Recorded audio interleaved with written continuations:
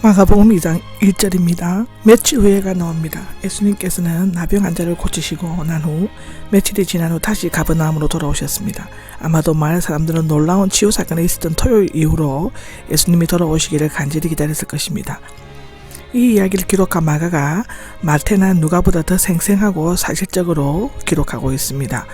집에 나오는데 베드로나 예수님의 집이었을 것입니다. 2절입니다. 2절에 보면 많은 사람들이 모여서 문 앞에가 나와 있는데 예수님의 명성은 더욱 높아져 그가 가시는 곳이면 산이나 바다나 강야든지 무리들이 모여들었지만 동시에 유대인들의 반대도 더욱 거세어졌습니다. 마가의 기록이 그 어느 복음서보다 생생하고 사실적인 것은 베드로에게서 직접 들었기 때문이었을 것이라고 추측하기도 합니다. 말씀이 나오는데 간사가 있는 것은 예수님께서 그 자신과 그의 왕국에 대해 말했던 것 같은데 복음을 의미한다고 볼 수 있습니다. 미알료시상은 심각하고 중요한 말씀을 하셨다는 것을 의미합니다. 그러나 무리들의 관심은 오직 병 고치는 일에만 집중되어 있었다고 기록하고 있습니다. 3절입니다. 3절에는 중풍병자가 나옵니다. 의사 누가는 의학적으로 중풍을 앓고 있는 자라고 표현하는데 마가는 이 네 사람 친구였거나 친척들에서 메워져 왔다고 기록하고 있습니다. 네 사람의 균형 있는 보조와 협력을 마음의 기적을 이루는 원동력이 되었다고 기록하고요. 4절에 보면 지붕을 뚫고 구멍을 내어서가 나오죠. 많은 사람들이 해짓고 예수님 앞으로 나아간다는 것은 사실상 불가능한 했지만 그들은 눈을 들어 지붕 위에 가능성이 있음을 보았습니다. 팔레스타인들의 집은 보통 방 한 칸이 있고 매년 가을에 우기가 오기 전 지붕을 수리하는 일이 있었는데 아마도 그들은 바깥 계단을 이용하여 지붕 위로 올라가 대들보 위에 얹힌 나무가지와 그 위에 있는 흙을 끌어내어 큰 구멍을 내었을 것입니다. 누가는 기와를 벗겼다라고 했는데 어떤 지붕은 나뭇가지들 위에 흙을 덮은 후 단단히 다져 만든 흙기와를 덮기도 하였는데 물론 그들은 나중에 그 지붕을 원상태로 복귀시켰을 것입니다. 여기에서 침상이 나오는데 세 공간 복음서 기자들은 각기 다른 용어를 사용하고 있습니다. 마태와 누가는 조그만 침상, 마가는 라틴어로 간이용 침대, 마가복음이 로마인을 위해 기록되었다는 증거를 사용하고 있습니다. 두꺼운 담요나 속에 집 같은 것을 가득 채워서 만든 초라한 자리나 이불 침상을 의미한다고 합니다. 5절입니다. 5절에 보면 그들의 믿음이 나옵니다. 네 사람과 중풍병자의 믿음, 예수님께서 제3을 선언하신 것을 보면 중풍병자에게도 믿음이 있었을 것입니다. 만일 네 사람에게 믿음이 없었다면 무거운 병자를 힘들게 메고 어쩌면 무너질 수도 있는 위험한 지붕 위에서 환자를 달아내리려고 하지 않았을 것입니다. 이 믿음은 예수님 안에 있는 신적인 능력을 믿는 믿음이며 예수님을 구세주로 믿는 신앙을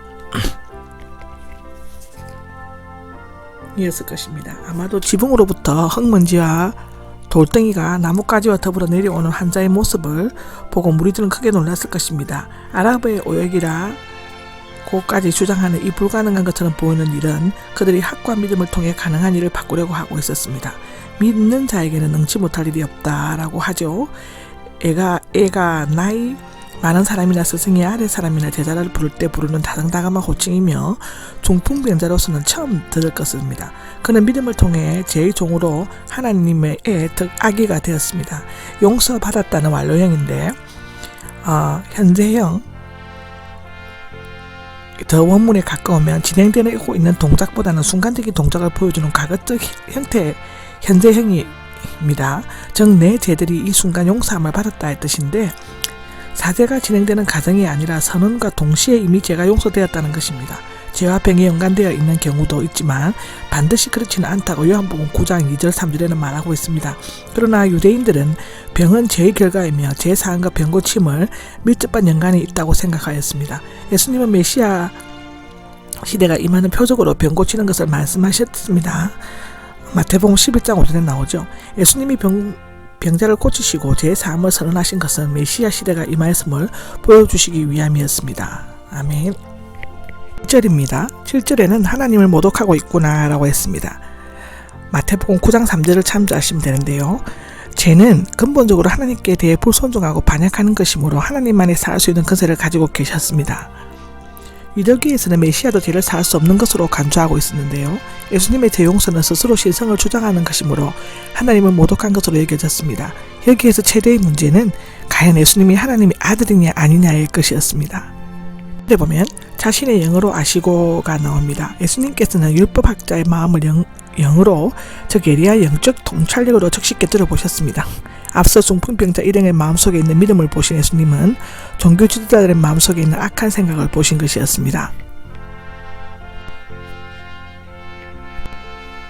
10절에 보면 땅에서가 나옵니다. 땅은 하늘과 대조되는 개념으로서 하늘에서 땅에서 마태복음 6장 10절을 보시면 되는데요. 죄와 죽음이 존재하는 바로 이 지구 즉 세상에서를 의미합니다.